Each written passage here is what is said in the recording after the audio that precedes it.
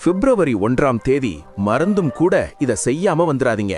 உங்க பக்கத்துல எந்த முருகன் கோவில் இருக்கோ அந்த போய் உடனே இத பண்ணிடுங்க. விட்றாதீங்க.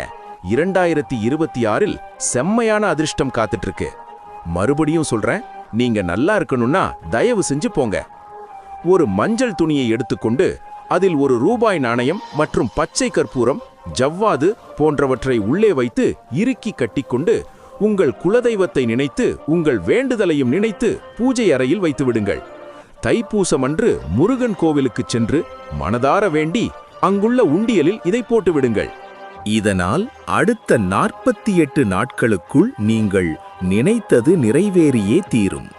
இது மட்டுமல்லாமல் உங்களை சுற்றியுள்ள மறைமுக எதிர்ப்புகள் மற்றும் தீய சக்திகள் விலகும். கடன் தொல்லைகளிலிருந்து விடுதலை அளிக்கும். முன்னோர்களின் ஆசி கிடைக்கும் மற்றும் குடும்பத்தில் மகிழ்ச்சி